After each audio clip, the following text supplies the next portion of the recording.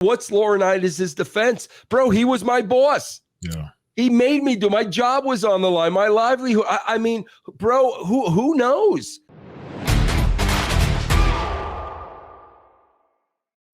We have Ric Flair and Darby Allin.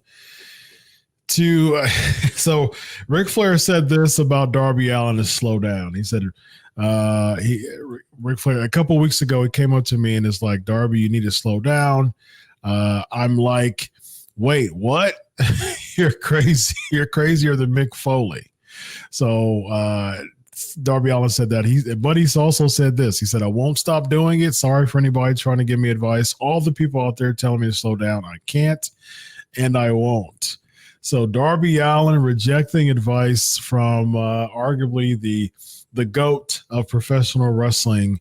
If there's anyone that you probably want to take pro wrestling advice from, at least, it would be Ric Flair. But hey, Darby's like, look, I've carved my path. This is my lane. This is who I am, and I won't change for anybody. Vince, what are your thoughts on that? I just hope he's saving his money. Man. I just hope he's saving his money, bro, because with everything he does, he's cutting his career shorter and shorter and shorter. And there's going to come a point where he's not going to be able to go anymore. And I just hope he has enough money in the bank to be able to live out the rest of his life. Bro, you can do whatever you want. Like, do knock yourself out, bro. But, you know, again, just look at the odds. Sooner or later, it's going to catch up with you. So, Chris, like I said, I hope he's making a lot of money. And I hope he's saving all his money. I can respect the boldness of Darby Allin to do this, but here's my biggest pushback with this, man. Again, I think about business. And if I'm a businessman and how would I trust Darby Allin being at the helm of my company if he's daredeviling every single match? And why would I make him world champion and book 3 months, 6 months around him if I know that he's prone every match to get injured? Because I'm a mark for him. I just don't see how that's going to work from a business standpoint. I'm with Chris. I'm with you, Chris. They're not, bro. These athletes today are not thinking with their heads. Man. Bro, I saw a video today. What's the girl from TNA who Jordan Grace. Mm-hmm. I saw a video today. And Hollywood, your favorite reporter, Hollywood, Denise Hollywood, is interviewing her. Denise Hollywood. And, bro, what's her name? Jordan Gracie. She is saying, bro, that her and Bianca Belair practiced this spot for the Royal Rumble. They practiced the spot before the Royal Rumble on the apron of the ring about 5 times. Mm-hmm. And they couldn't get it right. And, bro, people don't understand this, Chris. People don't understand this. The apron is the hardest part of the ring. You were trained, bro, in the good old days, stay away from the apron. No spots on the apron because the curvature of the ring, bro, you'll break your back, your spine, your neck. And, bro, the funny thing is the fans don't know that. Right. The fans don't know how hard the apron is. They think it's like the middle of the ring. Yeah. So, bro, she said, you know, they practiced it 5 times, didn't get it right, and, like, went out there and did it anyway. Yeah. And it's like, why? Like, why? So you talk about business, Chris. Yeah, absolutely. I just, you know, we live in a world, man, where people are seeking, specifically, I'll say we live in a country. We live in a country, specifically America here, that people are seeking immediate gratification. Yep. All the time, immediate gratification. They need that dopamine rush, and it becomes very unhealthy. Dopamine itself it's good. It's a good neurotransmitter it produces joy, you know, excitement, motivation, happiness, things like that. But if you get an unhealthy boost of it all the time, and you want that immediate gratification, it becomes addictive. And so that's the reason why, that's how addictions come. And this drug of getting this bump in this spot is just as addictive of any substance. You know what I mean? When you have that dopamine rush and you want that immediate gratification all the time. That's why no spot is good enough. They want the next spot and the next spot and the next spot. It's a real thing. That is an addictive thing that people want, that rush of that immediate gratification, man. And it's not safe. It's not safe. You know, it can cause a reaction. It can cause a holy bleep moment. But at the end, man, at the end of the day, your body at 40 and 45 years old compared to other people, man, is going to be, you're going to regret it. Yep. You're going to regret it for sure. Yep. So let's talk about some breaking news that we received today.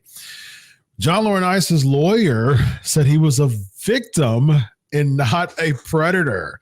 He says this. He says, Mr. Laurinaitis denies the allegations in the misguided complaint and will be vigorously defending these charges in court, not the media. Like the plaintiff, Mr. Laurinaitis is a victim in this case, not a predator. The truth will come out. Definitely some interesting kind of dangling carrots here as far as the truth will come out, especially when there's a couple of things I read in this. First of all, the claim is Laurinaitis is the victim in this. The truth will come out. And the lawyer said, like the plaintiff, Mr. Laurinaitis is a victim in this case, not the predator. So that's like backdoor admission to me that the plaintiff is indeed a victim in this case. So, I mean, this is really... You know what that means to me, bro? You know what that looks like to me? I'm singing in the rain. He is going to sing like a canary, Laurinaitis, bro. That's what it sounds like to me. Now, again, bro, you gotta ask yourself the question. All of a sudden, Laurinaitis is a victim up to who? You're a victim to Vince McMahon. You're clearly a victim to Vince McMahon. Now you got to ask yourself the question. Did TKO, did Ari Emanuel get to John Laurinaitis and say, Johnny boy, you ain't going to ever be able to get a job for the rest of your life, but come on, bro. That sounds to me like he is going to sing like a canary, bro. Yikes. Now, you know, this is a civil case, but a lot of times this happens in criminal cases where there are two potential perpetrators, you know, and then they just go, you know, kind of dog eat dog, you know, toward each other in order to, with their best, you know, bet is to gain immunity from, you know, the case, but at least reduce, you know, their charges. But I don't know what Laurinaitis is trying to get from this, because at the end of the day, this is a civil case. You know, Vince McMahon already stepped down. Laurinaitis is not even with the company anymore. Could there be, you know, financial, you know, monetary damages that Laurinaitis feel like that he has to come out of his pocket for? I'm not sure what he's unless Laurinaitis turns around and sues Vince. Bro, bro, let me tell you something, man. We none of us know what's going on behind the scenes, but bro, can you imagine if Vince let Laurinaitis hang out to dry? Can you imagine? I mean, bro, you don't know where Laurinaitis, and bro, what's Laurinaitis' defense? Bro, he was my boss. Yeah. He made me do, my job was on the line, my livelihood. I mean, bro, who knows? Yeah. I mean, and maybe that's what the law is talking about, you know, in a court of law. I mean, bro, who knows? I mean, who knows who's on what side and who may be getting payoff and what's true and who, you know, I don't doubt, bro. I don't doubt for a second that, you know, allegedly a lot of what she said in this lawsuit, you know, I don't doubt that a lot of it didn't happen. I'm not questioning that at all, bro, because, bro, they're not going to make up text messages that they know a lawyer knows they're going to get Vince's records. Yeah. So those text messages are going to be there. My point is, all this stuff happened, but was Vince set up? That's really interesting. And it would appear that if anybody knows the dirt, Laurinaitis knows the dirt. So Laurinaitis in the court of law could spill everything. And the angle could be, that my job was on the line. The defendant manipulated me and said that, I would be fired if I wasn't participating in this. It could be that angle. Cause if I'm looking at the lawyer saying the truth will come out, this shows to me that Laurinaitis knows a lot. And you want to talk about a right-hand man to Vince McMahon. Pritchard is usually known as the right-hand man, but the left-hand man, so to speak, would be John Laurinaitis, if anything. And being an accomplice to these, allegations, if this is the truth, he could be. I see this, and I see, man, like it's going to get really ugly potentially. Bro, especially if Vince cut him off and didn't have his back.